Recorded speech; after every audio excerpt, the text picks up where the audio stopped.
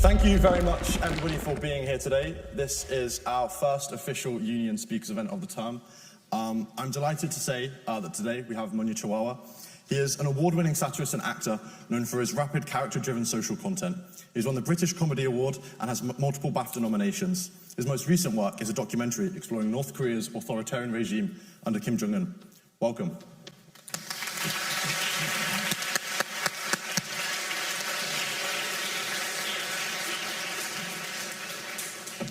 Wow, that's a crazy walk. It feels like I'm somewhere between modelling and auditioning for The Apprentice. It's crazy.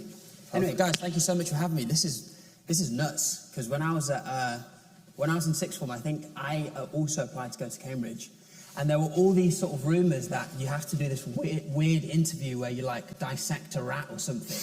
They ask you some weird question in the middle of your interview, so in a weird way, this is sort of finally making my African dad proud. Making your way there, yeah. Hopefully, I won't have any rats for you to dissect, but perfect. So, I feel like most people in the room definitely know who you are, but for the uninitiated, can you sort of walk us a little bit through, about yourself? All right, cool. So, I grew up in a place called Zimbabwe. Anyone been to Zimbabwe? Okay, anyone been to Africa? Just give me a show of hands. Okay, cool. The rest of you, I get it. Being there, colonise that. Now, so grew up in Zimbabwe, and you know, like, it was the most insane childhood. Like, we had so much adventure. It was a total opposite to, you know, being in England. We had like a real sense of adventure. There was no health and safety. School was amazing, and then we left because at the time Robert Mugabe was in charge, and he was who I made my first documentary about. So for anyone who doesn't know the history of Zimbabwe, you know, in England we always hear about inflation, which refers to when a Freddo has gone up by 2p, right? At one point in Zimbabwe, inflation was over 1 billion%, which means you could go into Tesco, right, buy a loaf of bread, and by the time you get to the till, the bread has increased in price. So obviously it wasn't sustainable, it wasn't safe to live there, so, you know, we moved back to England. And I wanted to be a presenter. That was all I wanted to do. I had no ambitions to do comedy. And I remember I was like, if I get an agent, I'm going to be this big presenter, I'm going to be doing X Factor, X, Y, Z. And I just couldn't get an interview with any agents. So I started to lie and tell people in this email that I was Idris Elba's son, right? Because you know, like in Gmail, it has a tiny little picture of your face. I'm like, if they see even an ounce of melanin, they're going to buy it. So I was like, all right, cool. So I started getting into the room with agents now, and they'd meet me and they'd be like, okay, cool, so you're not Idris Elba's son, but you can present, you know, you've got charisma, all this stuff, but you haven't got any followers. You know, you need to build followers if you want to be in anybody. And so that's when I started experimenting with stuff online. I did a couple of comedy sketches. I did one about like Theresa May's dance tutor. I did one about Jonny Oliver when he'd come up with jerk rice. And it started to snowball. And then I got my followers, and I finally got a job at a TV station. And then I got made redundant. So I had these followers that I'd been told I needed to do my job. I'd accidentally fallen into comedy. And then, yeah, the rest is history. Yeah. And like you mentioned, I'm now making documentaries about Kim Jong-un, which is, weirdly, I don't want to put that on my LinkedIn because I don't want him to find me. So yeah, it's been a really weird full circle moment, but in some ways, you know, I wouldn't change anything about the journey. Perfect. So going back sort of to that original sort of drive of sort of creating content and sort of comedy, I just wondered if you could sort of walk us through who your favourite character is, what's the process of creating that character, and sort of how do you really get into the mind of them? Okay, cool. So let me just gauge, because obviously, like, some of you may have just come to the talk just for a bit of bants. If you've ever seen my content before, just whack your hand up, just so I can see it quickly. Okay, cool. Wow. That's pretty nice. Cool. So, if you haven't, I do like a lot of political satire. You know, I like to do character stuff. I do a lot of political satire to the point where, in lockdown, I almost got deported. Which was pretty Patel's fault, actually. And, you know, so I did a lot of sort of Tory bashing, parodies and all that kind of stuff. And then, you know, I hope to do the same if this government is as bad as they were. But, yeah, one of my first characters was Unknown P, which was the UK's first Posh Drill rapper. And, you know, even Alessio was saying to me that that was your first encounter with me. But basically that just came about because drill was in the media. You know, drill music was in the media and it was being demonised. But then I would see all these clips going viral of like these super posh kids at these private schools doing drill, and everyone being like, oh my God, isn't it so adorable? So in my mind, I was like, well, it would be the antithesis of a posh person doing drill is really interesting to me. So I developed this character called Unknown P. He was the UK's first posh drill rapper, hailed from Surrey. And I started doing all these, raps. And before you knew it, like, it exploded. So I did a fire in the booth, which, by the way, I think most people have seen that, but I thought that was terrible, and I almost pulled it 5 minutes before we went live. Thankfully, we didn't. Yeah. But it got to the point where it was so out of control that people like Meek Mill and Doja Cat were tweeting Unknown P, thinking he was a real person. And Americans do still think he's a real person. So if I ever bring back the character, what I'd love to do is go to America like Sacha Baron Cohen style with Borat and just see whether I can explore that rap journey in the US. Yeah, perfect. But also, sorry, just to chip in, no worries. That's like a very high concept character, like I had a point I wanted to prove. There was another day where I just put a t-shirt on my head and I was like, let me imagine how Nigella would make pancakes. And I put that video out and I just started getting stalked by mums because they were like, oh my God, we love your Nigella character. So I had to kind of stop it because it was like driving older women insane. Oh, you know. oh really? So I was like, I can't have this responsibility. So yeah, I've done like a whole load of characters. Now I do more topical stuff, but I do love the opportunity to invent a character. And there's loads of scraps as well. Yeah, perfect. So moving on sort of to the characters and sort of the message that you're trying to sort of spread to the public, you often make a lot of content surrounding the far right, you know, sort of characters like Tommy Robinson. What do you feel like your relationship with sort of making comedy, sort of satirizing these characters? Yeah. And what sort of effect do you think that has on the public? Does it spread awareness?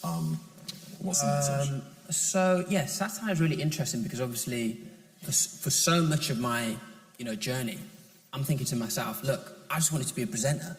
All of a sudden, I'm making comedy. People are calling me a comedian. When we came out of lockdown, I'd never even done a stand-up show. I'd never even been on any TV show. And Taskmaster's one of the first shows I get put on. I didn't have a clue what I was doing. I felt like I was totally winging it. Like I didn't have any education on satire, like how to do it right. But my thing was always, I tried doing observational comedy, and I wasn't very good at it. I just thought, for me, I'm interested in like exploring themes, but whilst making people laugh. There's a phrase which I use, and I think I butchered it from someone else's phrase. If you want someone to eat medicine, you have to put it in lasagna, right? Everyone loves lasagna. What, you lot of students, you must have eaten lasagna like 4 times this week. So that's my way of being like, if there's something I think people should know about or should care about, let me try and say it to you in a funny way. Yeah. So when we had the far-right riots early this year, well, no, in summer, like just a couple of months ago, I guess I wanted to highlight the fact that, far-right figures like Tommy Robinson are trying to misplace a lot of Britain's faults and issues as the work of immigrants and external forces. Mm-hmm. Whereas actually, there is a lot of wealth in Britain. So this idea of, you're poor and you're down and out because of that person from that country who's escaping war. It just isn't true when you consider that, we're talking more and more about billionaires and hyper wealth to the point where someone can have enough money for 1,000 generations of their own family and never get to the bottom of that money. But a refusal to disperse that and sort of extend a helping hand to the global community. That's more of a problem. I was reading an article the other day about this billionaire who's building a fortress with a flammable lake. I'm thinking to myself, by the time you get to the point where you need to operate a flammable lake, the world is over. Do you know what I mean? The world will never be the same. So my idea in that instance was to combine the Olympics with the riots and kind of look into some of the far-right motives. And I think that was my biggest sketch ever. Yeah. To the point where Tommy Robinson actually retweeted the sketch, which was a very weird feeling because either he was so tapped he didn't know it was about him, or it was the point of, I'm getting absolutely cooked, so let me just pretend I'm in on the joke. But even his followers would have watched the sketch as a result of that. Mm-hmm. And my hope is that some of them would have seen it and gone, oh, that's really funny. Actually, that's a good point. So I just find that comedy has always been the best communicator. And that's right, whether I'm doing something about the far right, or Robert Mugabe, or Kim Jong-un, I'm always going to try and put comedy in. Not because I think it's a joke, but because sometimes that's the language we all speak. Yeah. Perfect. So moving on to your recent documentary, when I watched it for the first time, I thought of The Interview, like I mentioned earlier, the Seth Rogen film, sort of making him cry at the end and sort of humanizing him, sort of his people. Do you think that sort of making comedy sort of about these, sort of potentially harmful figures, do you think that's a way of disarming them? Do you think that sort of can make them reconcile with their actions? Just give me a nod if you've seen the Interview, that movie, The Interview. All right. So if you haven't seen it, it's like it goes beyond satire because it's like a sort of pastiche almost. But in their movie, because people obviously said to me, oh, if you make a funny show about Kim Jong-un, aren't you worried about doing what The Interview did? And I'm thinking, at the end of this film, they blow him out of a helicopter with a rocket launcher. I'm not doing that in my documentary. I'm actually trying to, I'm just talking to both sides. So in my documentary, using humour was more of a way of tapping into a Western audience who, most of us are quite cushy. We have heating, we have food, we're not having famines and starvations. So how do you get like a British viewer to see that on their TV guide and go, oh, I'm going to watch a show about North Korea. I'm going to find out how difficult life is for North Koreans without offering them something that will engage them, i.e. humour. So that's why we had to choose to use it because, like I said, we're all wrapped up in our own bubble of convenience and luxury. And so often we can be oblivious and blinkered to other struggles in the world. So that, explaining Kim Jong-un's life using a Fresh Prince of Bel-Air parody, for example, was my way of kind of bringing people up to speed with the fact that even though he's one of the most revered dictators now, this dude around your age, I know you said our age, I don't know why I'm chatting like I'm 18. Kim Jong-un Kim Jong-un went to high school in Switzerland. He was just a normal dude. Like, he turned up on his first day of school, because we interviewed his best friend. He turned up on his first day of school in basketball shorts with a basketball. All this guy cared about was balling 24/7. Yeah, my guy thought he was Zac Efron in High School Musical. But all we see about him is this evil dictator. So, for me, that was like a really interesting thing to try and convey to an audience. And if you do this big fact file breakdown, Wikipedia style, it's probably disengaging. So I thought, let's put a song in there. Whether it humanises them or not, I personally think by the time you get to the end of my documentary, you hear some harrowing stuff, and that's not even the half of it. People can make up their own minds, but what I've learned more and more, sort of stepping into a journalistic role, is you can't just barge into a topic and go, this is what I think and this is what you should think. You do have to sort of plug both sides. And the reality is, age 27, this guy just gets told, right, cool, you're in charge of North Korea. Everyone's expecting you to fail. We'll probably try and purge you. So what are you going to do to prove that you are the next rightful sustainer of the Kim dynasty? And that's what he did. Yeah. I recently read an article about how North Korea is opening up its tourism industry, but I presume you won't be heading there anytime soon for a summer holiday. Well, when I was preparing for North Korea, because I suppose one reason it's interesting for me to share this with you is because I obviously feel really intimidated when I step into like an arena of journalism where there are seasoned documentarians who have spent every living, breathing moment making documentaries, and then I just rock along. And, of course, there's this probably presumption of, this guy's not going to do his own research, this guy's not going to know anything. So I ended up doing loads of really weird research into North Korea. Like, I read a lot of graphic novels about North Korea, which I presumed most of them won't have seen. So I was trying to find, like, the little Easter eggs and little side quest video game missions. And, like in this graphic novel, it was about an animator who gets brought into North Korea because they didn't have the facilities to make animation. And it talks about how you all go on the same tour. If you have any recording equipment or any phones, they get disassembled. They take everything out to check for any secret recording equipment. You stay on the same floor of this hotel. Every night you have you get brought into this huge banquet hall, but there's only one table, one corner of a table set up for you. And it's the same people every night. You can look out the window and you see North Koreans doing like their daily exercises or whatever, but you're not allowed to interact with any of them. And there's loads of other stuff he talks about in this graphic novel. And when I went into it, we didn't go to North Korea in the documentary because if they'd have found out what we were making, we would have definitely been denied access / assassinated. But by the time I'd read all about it, I was like, this is actually not a place you want to go. And I don't know if anyone's watched a movie called Don't Worry Darling, which was Harry Styles' acting debut. Should have won the BAFTA. There's a scene in that where he discovers this kind of plastered-on shopfront. And that is what North Korean sort of tourism tours are like. You see this sort of sparkly image of of the country and you think, oh, this is decent, I've been lied to by Western propaganda. Whereas actually behind the scenes, you have your active labour camps and people are being tortured and interrogated. So, in short, no, I won't be going. Yeah, perfect. So this is the last question. I know everyone's eager to sort of ask their own. So last one from me. You mentioned earlier sort of breaking into the American market. You sort of did your parody of Trump in the documentary. Are you thinking of moving to America, sort of entering sort of sort of the media there? Because obviously there's a lot of political figures for you to make fun of, I suppose. Yeah. A lot of content to be generated. I'm definitely thinking about America because it's just a whole different ballgame. Can you imagine how mad it would have been if Keir Starmer had gone, oh yeah, people in Scunthorpe are eating cats and dogs? It would have just been... we would have been like, what is going on? But in America, they're like, yep, preach, Trump, we believe it. So it's like, the problem with America is it's almost sometimes beyond satire. Yeah.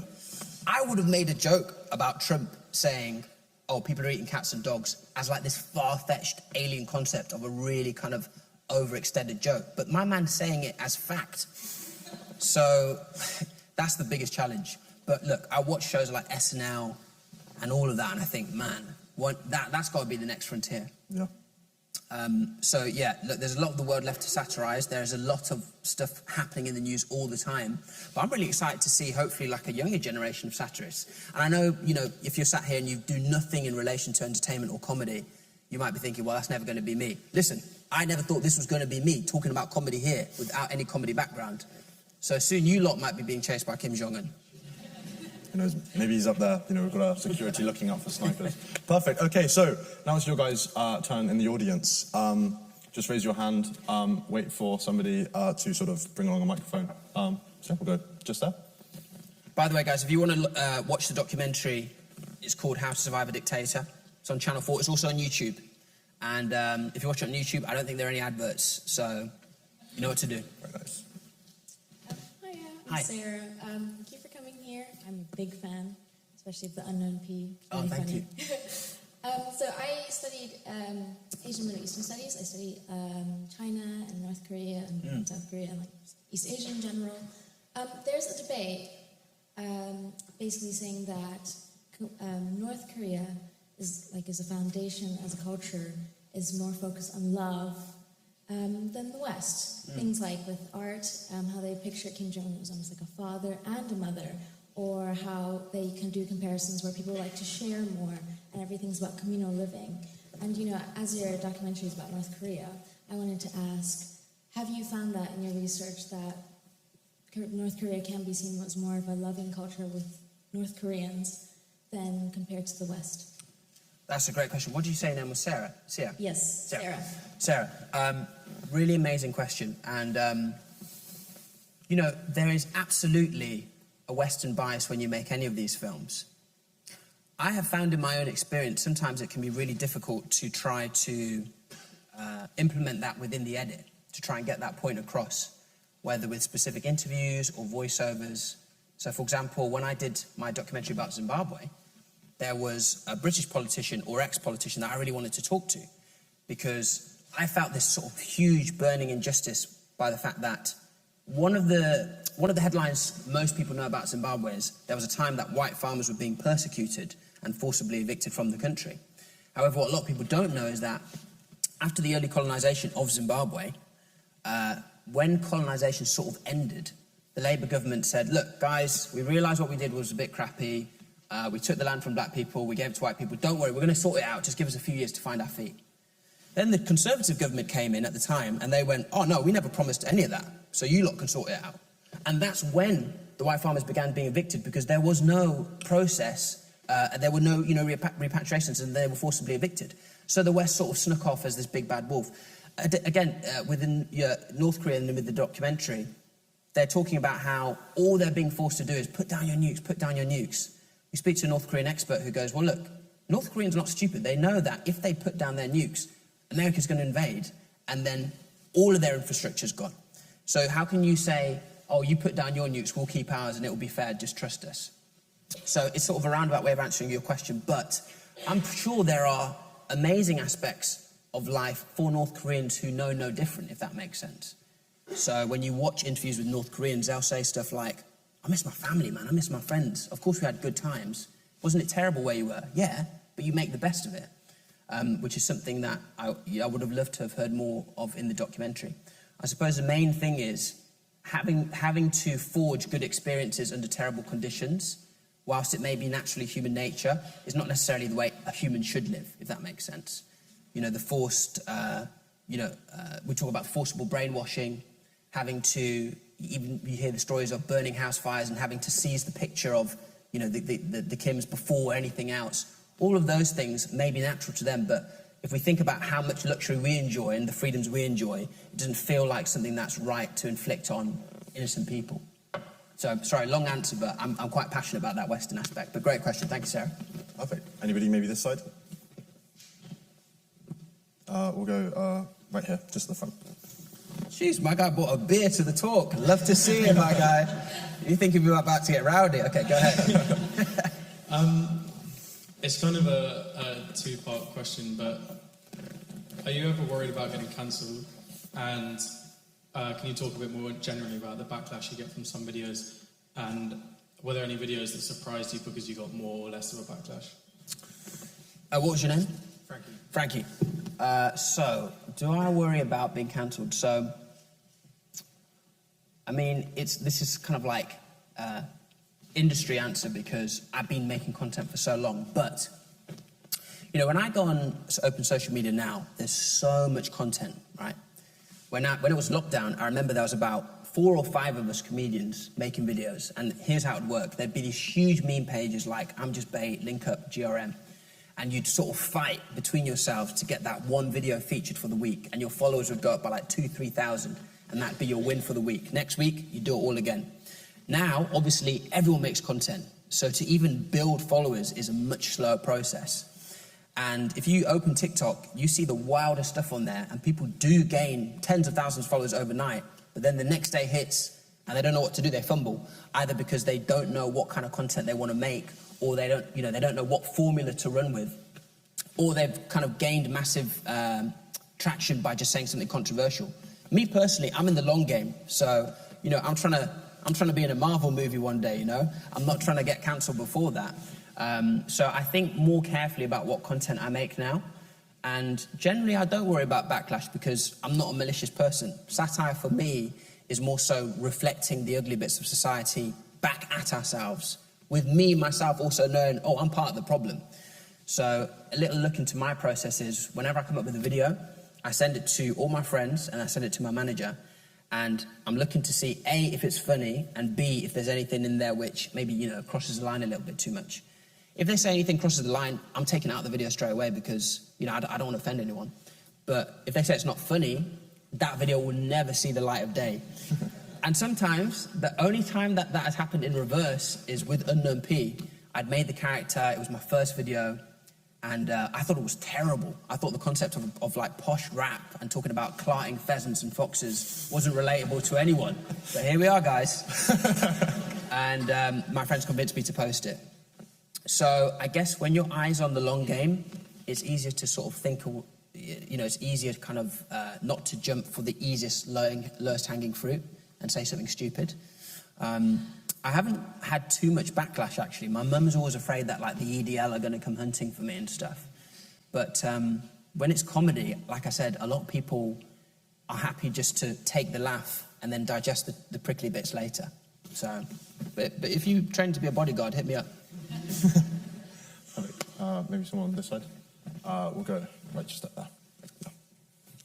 Great, thank you so much. Hi, I'm Anushka. I'm a big fan. Thanks, so much Anushka. for coming today.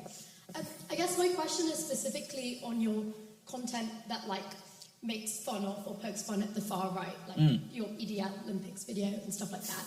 And I guess a lot of the media reception, at least on social media, that we saw around the riots in summer was like humorous. Like a lot of people were poking fun at the people, which obviously, like, I completely understand why you do. I guess my question is, how do you kind of toe that line, especially when it comes to quite serious far-right violence? And a lot of people were kind of, you know, poking fun at people's appearances or certain media statements that members affiliated with this kind of violence were making, rather than really kind of acknowledging the heart of the serious stuff that they were doing. And, like, how did you kind of, I don't know, toe that line yourself? Yeah, I made another great question. Thank you, Anushka. Well, I've always made satire. And so even though now there are more attempts at doing satire, especially when I opened TikTok, similarly, when England were knocked out the Euros, I saw a lot of people trying to dabble in that kind of humour of, oh, this is what it's going to be like for black players when we get knocked out. So obviously previously there was terrible racism. And, you know, I remember at the time of the last Euros finals, I'd made a sketch about a social media app called Racebook, where you could be openly racist to sort of poke fun at the fact that social media sites were doing that anyway. So this time around, I saw loads of similar sketches which were trying to get to the same point but did it in the wrong way. So they sort of made fun of the accents and made fun of how they looked and sort of them being illiterate. And it was more about, haha, look at these dumb racists, as opposed to going, you know, racism is wrong. So with the far right thing, number one, I had to rest on the fact that people know I make satire, which there is a deeper meaning, and I want people to search for that. But also, you know, my theory is very much like, I don't make comedy videos necessarily because I think something is funny. Sometimes I make it because it's very traumatic and it's very harrowing. And I do go by the saying, if you don't laugh, you'll cry. So much of my career was built on the videos I made in COVID. Songs and characters and people, you know, ridiculing COVID laws and things that we were having to do. So maybe people thought, oh, this guy doesn't really take COVID seriously. I lost people in COVID. But I can either add to how depressed you already feel about it, or I can try and put some content into the world whereby the next time you think about that theme or that person, it evokes the thing that made you laugh, and you think, okay, well, it's bad, but here's something to laugh at. Same with Suella Braverman. You know, there was a time where she was peddling terrible hate, and I did like a sort of TikTok parody, Suella Braverman Day in the Life, which was this huge, it was shared way beyond what I expected, and so many young people were like, I never knew about Suella Braverman, I never knew about this person. And yet the concept of somebody being sent to a country they have no clue about, having escaped and saved their lives, is terrible. There's no joke in there. So satire is almost like a very painful form of comedy. It can be that sometimes.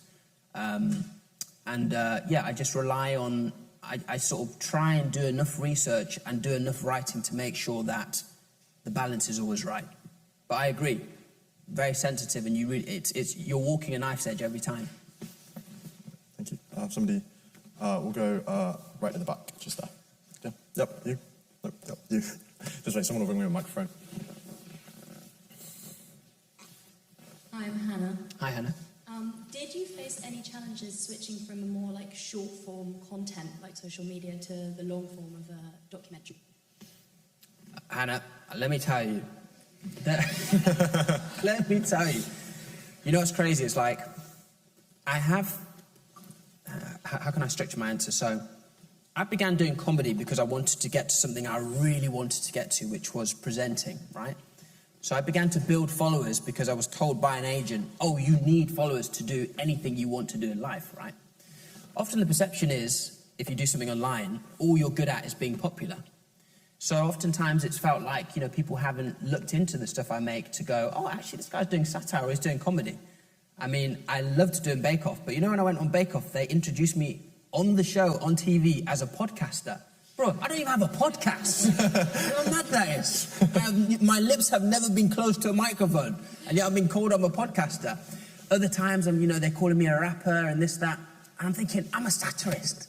Like, how difficult is it to see what I'm putting out and to give me that title? Sometimes I don't know if it's negligence or it's just being like, we're not going to give a title to someone who's come up through these untraditional means. But that's why you have to sort of fight tooth and nail. I remember we made the first show I made, the first unscripted show, was called Race Around Britain. So we just came out 2020, we had all the race protests, and I thought, well, it would be so interesting to go around Britain and just find out what people know about race. What do we know about microaggressions? What do we think about institutional racism? Not a finger-pointy show, not a show that punches down, but just to find out what people think. And we made the show on YouTube. And the execs of the show were like, oh, maybe we should use more in a couple of instances they went, maybe we should use more modern music or more hip-hoppy music and stuff, which I totally get, it was for YouTube. But I wanted to make a TV show like I'd grown up seeing.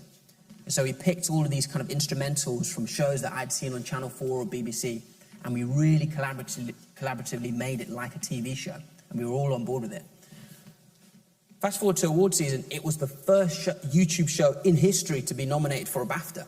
So I was alongside Graham Norton, Mo Gilligan, Ramesh Ranganathan. Ditto with the first documentary, I was nominated alongside David Attenborough. Now let me tell you, I did not want to win, because if you beat David Attenborough, you're asking to be assassinated. So I thought, you know what, nah, let me not. But I suppose the short answer is, yes, I have faced some obstacles, but I maintain that the best ethos is to just let your work do the talking and, take your risks. And I hope anyway, at least, some people will, eventually people come around. And if they don't, it's fine, because you end up with a room full of people who, have some appreciation of what you do. And I would say that's more valuable. Thank you. Someone over here. We'll go just here. Just wait for the Hi, I'm Isaac. I want to sort of kind of ask a slightly different question to that, less about being a documentarian, but more about sort of more mainstream comedy. So my brother saw you do stand-up in Edinburgh, I can't remember how long ago, but also, Taskmaster, Last Night, however many times, etc. Do you think as well there's that perception of you just being like an internet comedian, or how do you legitimize yourself within a mainstream comedy sphere where most people come up sort of doing local gigs and then get a national TV break, as opposed to the way you build an audience? Thank you, Isaac. Well, obviously we're now going to end up with a whole new generation of people who probably do come up online. So in a couple of years we probably won't even have this problem. But when I was doing stand-up, basically what happened is, when I did Taskmaster, it's a huge opportunity. You're on TV for 10 weeks. People's nans are seeing you for 10 weeks. And they're going to buy tickets to a show. So it made sense to go, well, this might be a really great time to put on a show so people who enjoy you on Taskmaster can come and see you. The only problem is, I've never done stand-up before.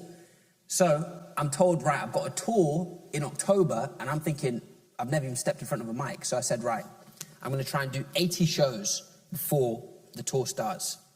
I'm not talking like glossy, nice glitzy place. I'm talking like pubs where people are bottling each other with J2O, all of that. I want all of it. I want to be heckled, everything. I just want to learn. I want to do this boot camp.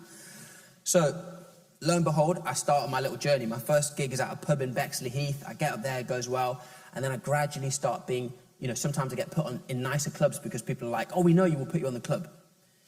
So now when I'm backstage, when I'm about to go on, once or twice, I had other comedians talking shit to me before I'm about to go on, saying stuff like, oh, yeah, you're here with your little followers, or, I know why you're here. All of this kind of stuff, even though I'm maybe like 45, 50 gigs deep, I'm not taking it like a joke. I'm saying, I want to learn. I really respect the craft. So in those instances, I never had any beef or anything like that, but it did make me aware of the fact that, there's sort of like a mutual schadenfreude where if you're online, you go, I don't want to be on TV. I've heard about you guys. You don't want people like us. And if you're on TV, you're thinking, oh, these online kids, they don't know anything. Ultimately, we can see both things are fusing. YouTube feels like TV to a lot of us, but also sometimes there's some shows you watch on TV, like a Baby Reindeer, for example, and you think, oh my God, thank God this exists. This is so well made. We should be working together. So I think that we will begin to, because more of us will come through untraditional means. But certainly in my career, it's been something I've sort of come up against. But I can see it changing bit by bit for the next gen, and I'm happy about that. Thank you. Over here, go at the front. Hi, thank you. I'm also a really big fan. So my question is more about North Korea, because I was watching a YouTube video where a North Korean asylum seeker has fled to South Korea. Yes. But he was working very lower level jobs and he felt really miserable. And he actually went back to North Korea because he felt much happier there. And he thought living in South Korea is actually miserable, and the capitalist society is exploiting him more than he was in North Korea. So I'm just curious, how do you incorporate such nuances in your documentary? Really great question. What was your name, sorry? Jules. Jules. So when we went to South Korea, we actually went to visit this TV show called Now On My Way to Meet You. And it's this really strange, dystopian Black Mirror setup where effectively the South Korean panel invite North Korean defectors or people who've escaped North Korea to tell their stories. And if I know TV well enough, it's the kind of thing where the producer's going, tell me the more traumatic, the better. The more traumatic, the more emotional you get, the better. And what's weird is you've got these North Koreans going on and telling these stories, but at the same time, it's like a comedy entertainment show. So they'll have like these comedy roasts. When we went there, they had a fake Kim Jong-un who was just sort of parading about saying stupid stuff. And the payoff for these North Koreans who go on the show is, it's like a Love Island equivalent where it's like, oh, if you come on our show, you'll become an influencer, you'll get loads of followers, and life will be easier for you in North Korea because you won't sort of be, you won't be an outcast, you'll be somebody people see on TV. So that was a really weird thing to experience, a TV show in which your trauma is sort of flaunted to get views, to get followers, and therefore to gain social acceptance. But I think it was an important part to put within the documentary because, like you say, South and North Korea are at war, and it takes two to tango, and those are some of the things that South Korea do, which actually a mass audience probably weren't aware of before. Perfect, thank you. Somebody over here. We'll go just there.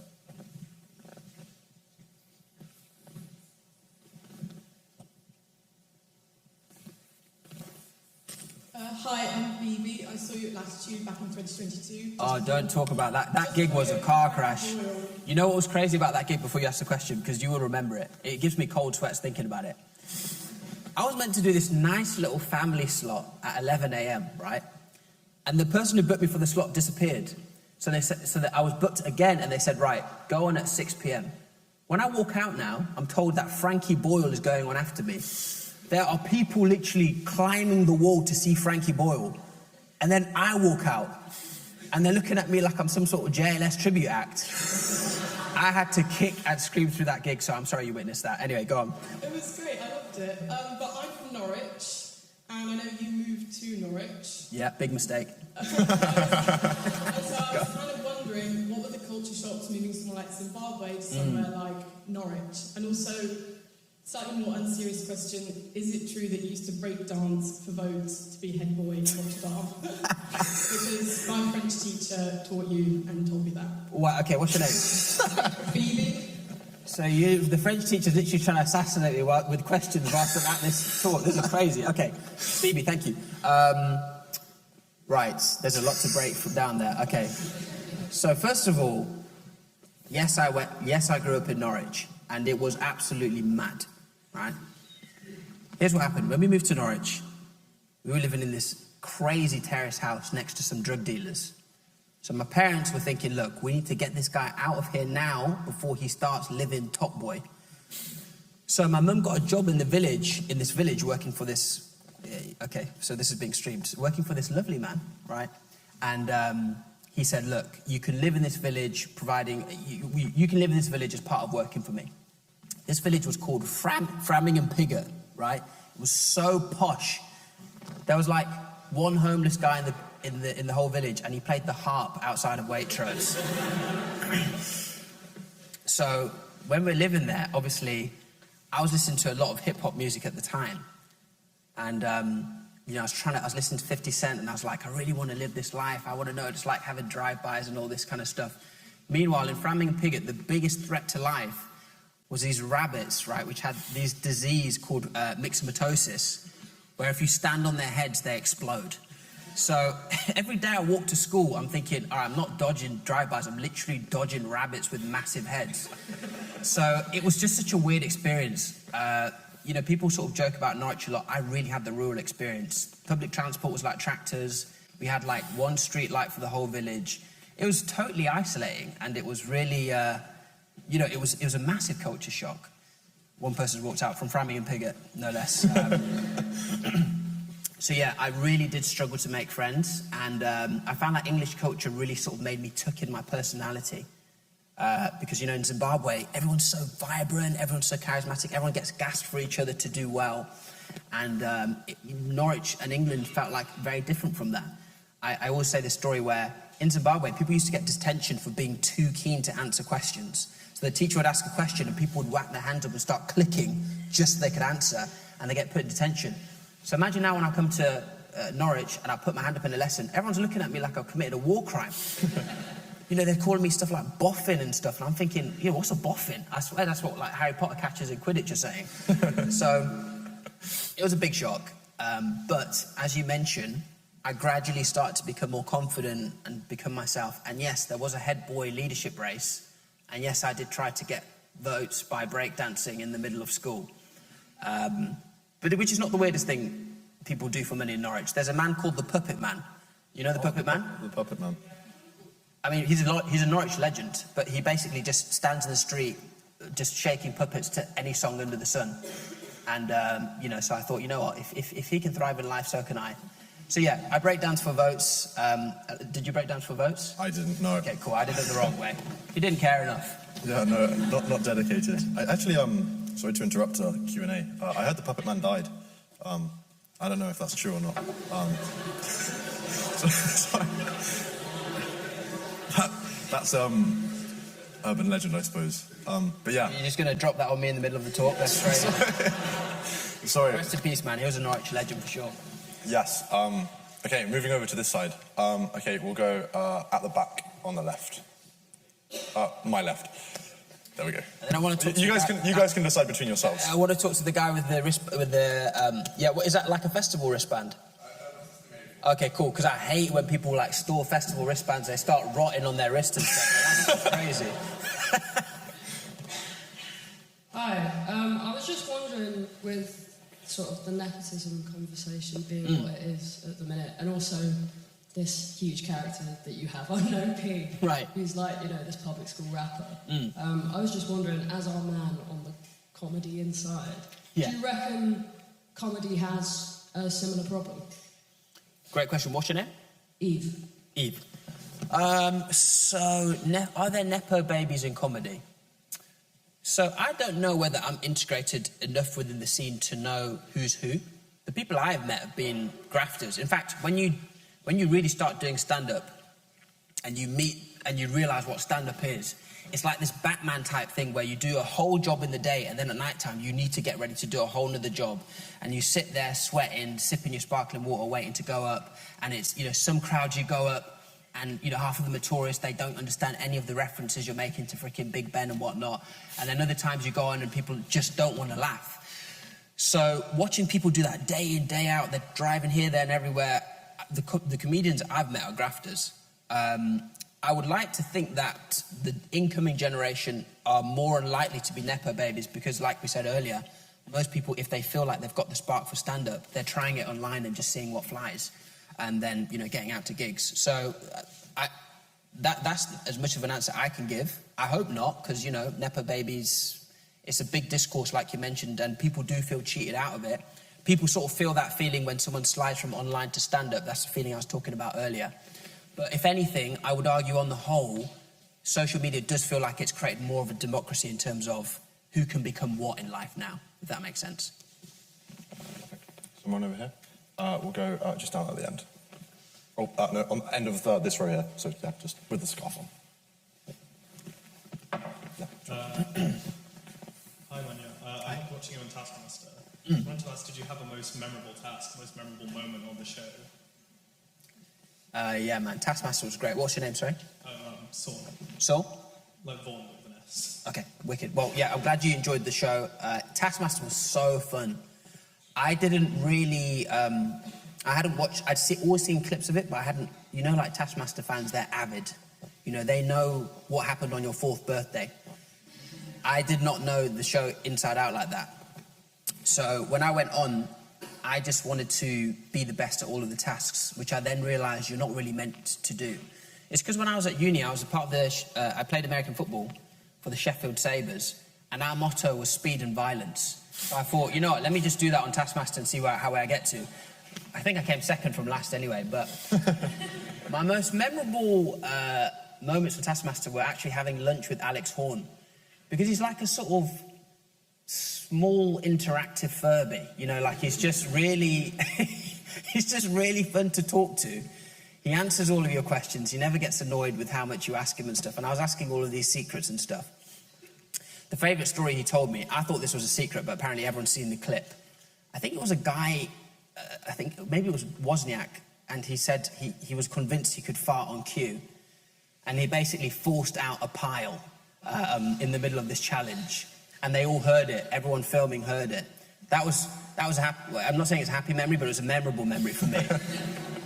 My favourite My favourite one was probably when I was able to identify my own hand from amongst about 1,000 pairs of hands using a laser, which I traced back to Laser Quest in Norwich. You know, when I was there sort of doing commando roles in Year 9, I never thought it would be the thing that won me that challenge. So, just goes to show, man, don't sleep on Laser Quest. Thank you. Just that, please. Just here.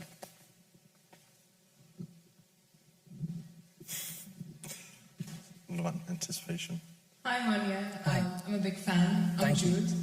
Again, on Taskmaster, on one of the team tasks, you mentioned that you can do 7 different types of martial arts. Yeah. And I'm curious, 1, if that's true, and 2, what are they? All right, let's count. So, judo, jiu-jitsu, taekwondo, karate, kung fu, wing chun. How many did I say? Kickboxing.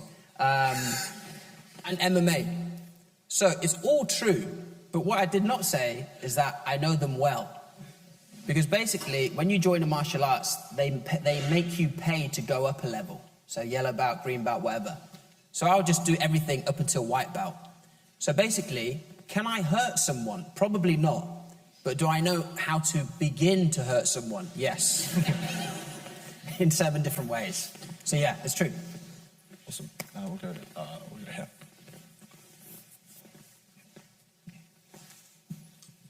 Thanks a lot. My name is Alba, and I have a question about the North Korean trash balloons. So I've lived quite a few years in South Korea, and we're always getting these emergency warning text messages sent out from the state when there's a flooding or extreme heat or anything. But this last summer we started receiving them because North Korea was sending these huge balloons full of trash into Seoul.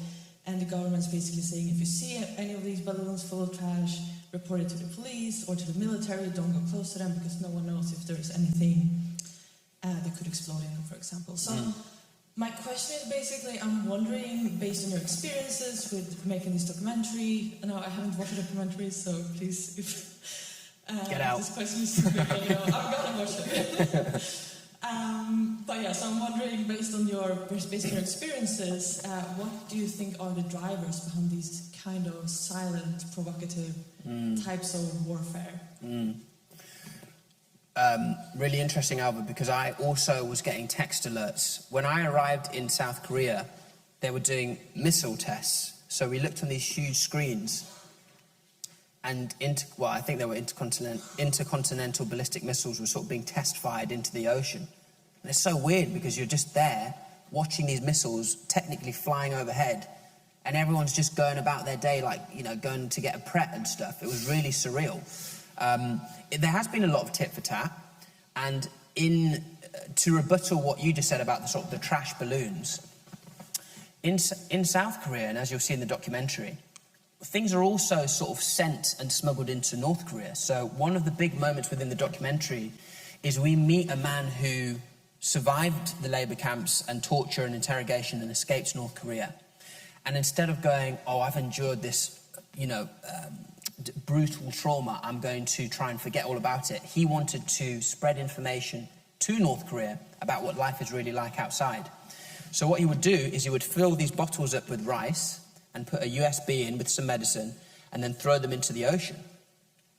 And he believed what was on the USBs could literally change the course of North Korean history on top of the dictatorship. Do you know what was on the USBs? It was episodes of Friends and James Bond and a couple of K-dramas, because from his experience, North Korea is there's such a deficit of basic human resource, food, drink, water, clothing, all of this kind of thing, that if a North Korean person saw an episode of Friends and was like, wait a minute, these people seem like they're having a great time. You know, they're dressed nicely, they seem to be living in nice places. Remember, North Koreans, or many North Koreans, are being told, this is the best place on earth. Even if you're having, one meal every X amount of days, you're living luxury. Like the rest of the world, they couldn't even dream of this. So obviously seeing an episode of Friends or James Bond and seeing somebody living completely the opposite, everything you know would be totally shattered. So we actually go with him to the ocean one night, and it's like 2 a.m, and, we're effectively smuggling information into North Korea. So he's throwing these bottles into the ocean, And he turns to me and he goes, right, you should throw a bottle. So I look at the producer, and the producer's like, well, you'll make a good show. So I've now grabbed a bottle and thrown it in to the ocean. We turn around now, and the South Korean Navy have arrived. And they're armed. So they take us away. I'm not going to spoil what happens. I want you to see it in the documentary. But technically, what that will now mean is the bottle I threw could end up on shore. Someone could find it and spread the episode that I've sent. And they're going to be like, it will get to Kim Jong-un and be like, right, my dictatorship's gone. Who threw that USB? And it's me. So you have to suffer for your art, you know. But the guy's called Mr. Zhong. He's an absolute legend, and his story is amazing. So definitely listen to what he has to say in the doc. Perfect. We'll go just here.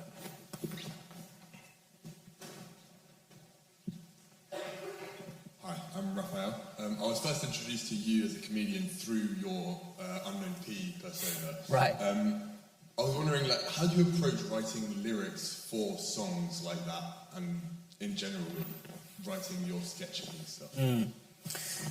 So, Raphael, when I was growing up in Framingham Piggott, as we mentioned earlier, it was so posh. You know, we would hear gunshots, and I knew it was because people were shooting pheasants, right? And, you know, Framingham Piggott's the only place in the world where you hear a gunshot and you're not worried for your life. Instead, you're thinking, I can't believe we're eating pheasant for dinner again, man. It's crazy. So I would always be subconsciously, like, absorbing these references because, you know, it was a different world. I used to work for this silver service catering company called, called Brasted's.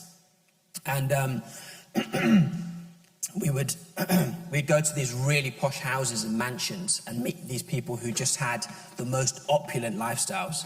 And all the while I was doing this as a waiter, I was just picking up, you know, I was seeing stuff you would never imagine seeing. And just being like, I need to express this to people. I need to express that this whole other world exists. And so, yeah, I do that through my lyrics. A lot of what Unknown P is saying is what I saw. Generally, when I write my videos, this is going to feel proper year 7, but I just start with a mind map.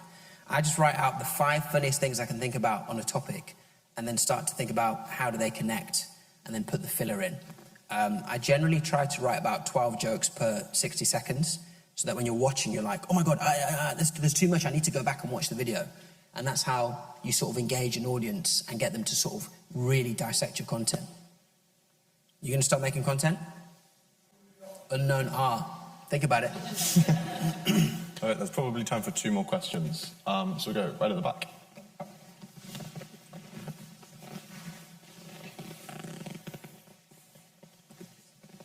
Hi, Munya. I'm Keshav. I was going to say, one of the things that sets your content apart quite a lot is the speed at which you're able to put it out after an event. I was wondering if you could talk about how you're able to sort of write and produce and then sort of release this content so quickly. Well, it's a great question. Number 1, no social life. No, I mean, I do it slightly less now. If there's a really big moment, sometimes an idea is just literally clawing at the inside of your brain, begging to be made, and you sit down and you start writing it and it flows. A lot of the time now, like I mentioned, there's a lot of content, and so I sort of pick my battles a little more carefully. But during lockdown, the reason I would do it is because I just had this feeling that, if I keep reacting to stuff really quickly, I feel like this could change my life. Remember, at the time, I was still working in an office. The culmination of that experience, or the apex of that quick reaction time, was probably when Stormzy was having a rap beef with a rapper called Chip, right? So I've made my video for the day. I'm about to go to bed, and I see the beef trending on Twitter, and I go, oh my, this looks fun. Let me click on it. So I click on the hashtag, and my name is the #1 top trending tweet, and it says, oh, Munya's already made a video for this. Meanwhile, bro, I'm in bed in my boxer shorts. I ain't even near a camera. I'm thinking, how am I going to deliver on this? It's fine. People will forget. And I had 1 Twitter DM. Never get Twitter DMs. And I open it up, and it's from flipping John Boyega. And he goes, you better be working on the video right now. So I'm like, okay, John. Get up, start writing this video. We went to a Shell station at 3 a.m.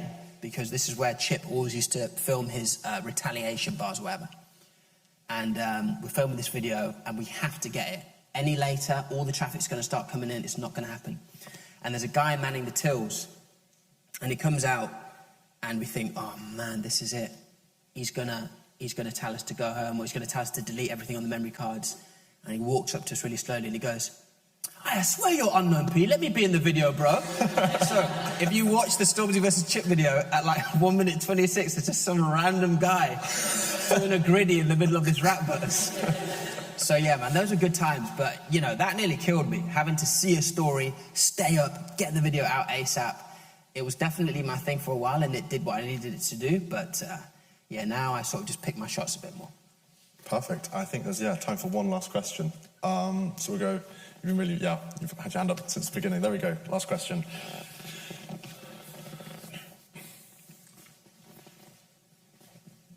Hiya.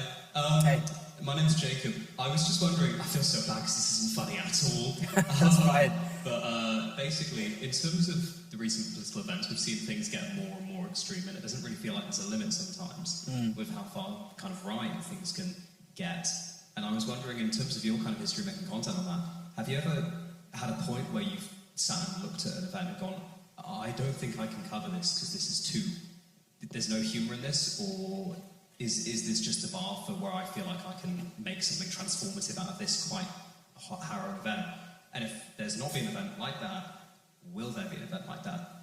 Also, do you like poetry? Because if you want to, we have a Cats Shirley Society. You have a who? Cats, St. Catherine's College has Shirley Poetry Society. Uh-huh. So, we have one tonight. Do you want to come? There's one tonight? There's one tonight. Okay, let's see where the night takes us.